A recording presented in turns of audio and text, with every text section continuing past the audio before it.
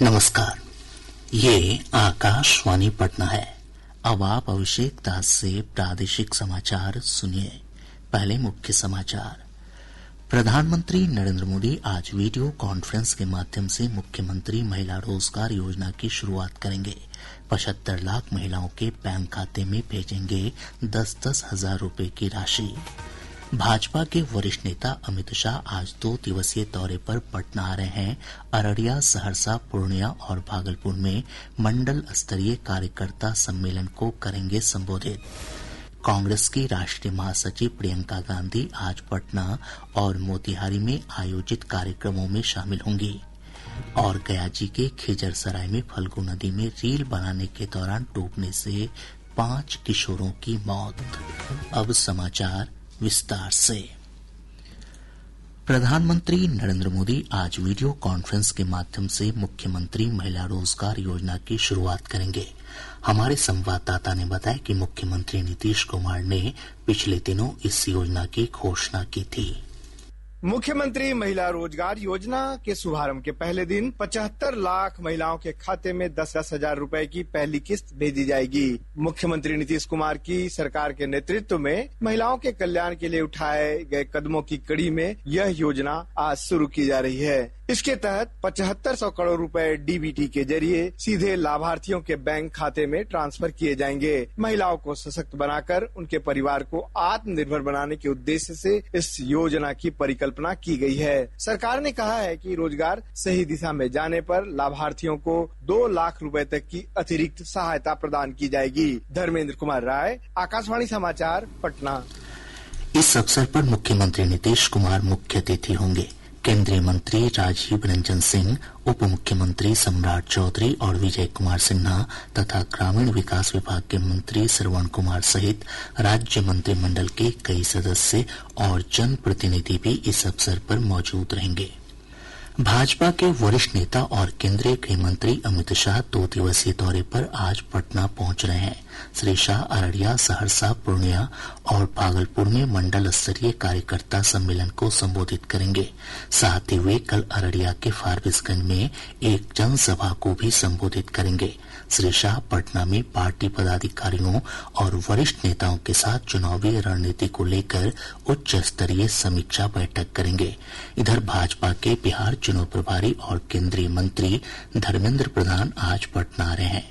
Shri Pradhan party प्रदेश मुख्यालय में एक बैठक करेंगे। कांग्रेस की राष्ट्रीय महासचिव प्रियंका गांधी आज बिहार आ रही हैं।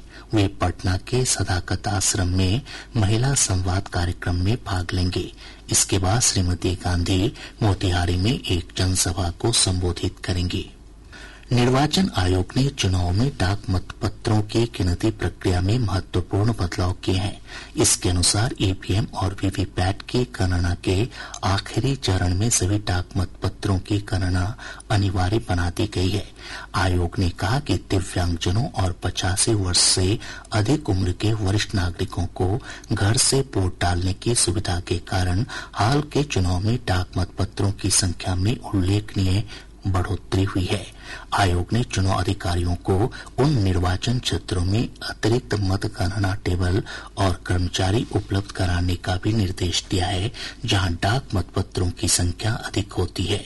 इससे यह सुनिश्चित होगा कि मतगणना सुचारू रूप से और बिना किसी देरी के हो।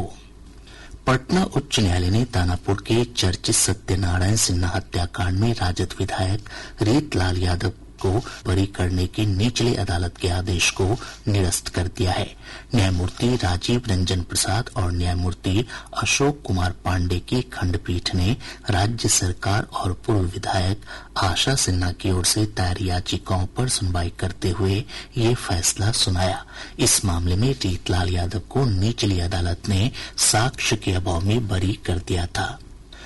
प्रधानमंत्री नरेंद्र मोदी के नेतृत्व में सरकार सेवा और सुशासन के मंत्र से प्रेरित होकर परिवर्तन और प्रगति लाने के लिए अथक प्रयास कर रही है।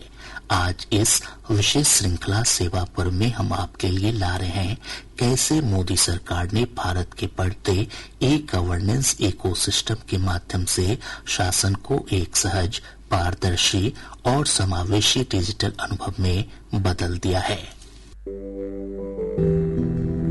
सार्वजनिक सेवाओं से लेकर वित्तीय सशक्तिकरण तक भारत का ई गवर्नेंस इकोसिस्टम नागरिक केंद्रित अनुभव को एक नए सिरे से परिभाषित कर रहा है। प्रधानमंत्री नरेंद्र मोदी के दृष्टिकोण से प्रेरित होकर प्रौद्योगिकी शासन को और अधिक सुलभ तथा समावेशी बना रही है। प्रधानमंत्री का कहना है कि ई गवर्नेंस सरल, प्रभावी, किफायती और पर्यावरण के अनुकूल है। मेरे हिसाब से e governance, easy governance, effective governance, economical governance, environment friendly governance, ये बहुत ही सरल है, बहुत ही उपयोगी है और आज के समय में जब समय की कठिनाई है तो कम समय में करने वाला काम इससे होता है। जैम त्रिमूर्ति जन धन, आधार और मोबाइल भारत के भलीभांति विकसित डिजिटल परिदृश्य के प्रमुख प्रवर्तक बन गए हैं। प्रत्यक्ष लाभ अंतरण डीबीटी के तहत सरकारी लाभ, सब्सिडी और भुगतान सीधे लाभार्थियों के बैंक खातों में भेजने के लिए जैम नेटवर्क का इस्तेमाल किया जाता है। इस बीच ई केवाईसी आधार आधारित सत्यापन को तत्काल, कागज रहित और धोखाधड़ी मुक्त बनाता है, जिससे निर्बाध, पारदर्शी और सुरक्षित शासन सुनिश्चित होता है। सरकारी ई मार्केट प्लेस जैम से खरीद में क्रांति आई है। इसने लाखों छोटे व्यवसायियों, महिला उद्यमियों और स्टार्टअप्स को फलने फूलने में सक्षम बनाया है। सरकारी सेवाओं तक पहुंचने के लिए एकल प्लेटफॉर्म के रूप में कार्य करता है। वहीं डिजी लॉकर नागरिकों को डिजिटल दस्तावेज संग्रहित करने की सुविधा देता है। भाषणी अंतर्भाषा संचार को सक्षम बनाता है और आई गॉट कर्मयोगी प्रमुख डिजिटल शिक्षा प्लेटफॉर्म बनकर के उभरा है। प्रौद्योगिकी अब सरकार और जनता के बीच सेतु बन गई है। ये सभी प्लेटफॉर्म मिलकर सुनिश्चित करते हैं कि शासन काउंटरों और गलियारों तक सीमित न रहे, बल्कि डिजिटल रूप से समावेशी और पारदर्शी ढंग से भारत के प्रत्येक नागरिक तक पहुंचे। समाचार कक्ष से निखिल कुमार। प्रादेशिक समाचार आप आकाशवाणी पटना से सुन रहे हैं। ताज़ा समाचारों के लिए आप हमारे x handle AIR News _Patna पर जा सकते हैं। अगली पीढ़ी के जीएसटी सुधार भारत की अप्रत्यक्ष कर प्रणाली को सरल बनाने की दिशा में महत्वपूर्ण कदम है। माल और वस्तुओं की व्यापक रेंज पर कर की दर घटने से नागरिकों को अत्यधिक राहत मिली है। एक रिपोर्ट। वस्तु एवं सेवा कर परिषद ने अप्रत्यक्ष कर प्रणाली में व्यापक सुधारों को मंजूरी देते हुए इसे आम लोगों और अर्थव्यवस्था के प्रमुख क्षेत्रों के लिए अधिक सरल और लाभकारी बना दिया है। अब तक लागू होने वाले 5, 12, 18 और 28% की 4 स्तरीय संरचना को घटाकर केवल 5 और 18% की 2 स्तरीय संरचना कर दी गई है। इसके साथ ही तंबाकू और विलासिता की वस्तुओं जैसे चुनिंदा वस्तुओं पर 40% का अतिरिक्त स्लैब लगाया गया है। परिषद का कहना है कि दरों का यह युक्ति संगतिकरण आम आदमी, श्रम प्रधान उद्योगों, किसानों, कृषि, स्वास्थ्य क्षेत्र और अर्थव्यवस्था के अन्य चालकों को राहत देगा। नए ढांचे के तहत कई आवश्यक खाद्य पदार्थ जैसे अति उच्च तापमान वाला दूध, छेना, पनीर, पिज्जा, ब्रेड और चपाती को पूरी तरह कर मुक्त कर दिया गया है। इससे रोजमर्रा की जरूरतें और सस्ती होंगी। कृषि क्षेत्र को बड़ी राहत देते हुए ट्रैक्टर, कटाई मशीनरी और खाद बनाने वाली मशीनों जैसे उपकरणों पर जीएसटी 12 से घटाकर 5% कर दिया गया है। वहीं 350 सीसी तक के 2 पहिया वाहनों पर जीएसटी 28 से घटाकर 18% कर दिया गया है, जिससे निम्न मध्यम वर्गीय परिवारों, युवा पेशेवरों और गिग श्रमिकों को सस्ता परिवहन उपलब्ध होगा। नई पीढ़ी के जीएसटी सुधारों से आम लोगों को बड़ी राहत मिलेगी। नितिका गुप्ता, आकाशवाणी समाचार, नई दिल्ली। शारदीय नवरात्र के 5वें दिन आज भी माँ दुर्गा के चौथे स्वरूप कुष्मांडा की पूजा अर्चना की जा रही है।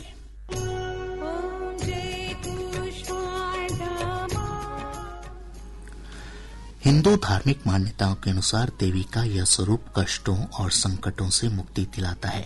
हमारे संवाददाताओं ने बताया कि सुबह से ही मंदिरों और शक्तिपीठों में पूजा अर्चना के लिए श्रद्धालुओं की भीड़ देखी जा रही है। पूरा वातावरण मां दुर्गा के मंत्रोच्चार से गुंजायमान है।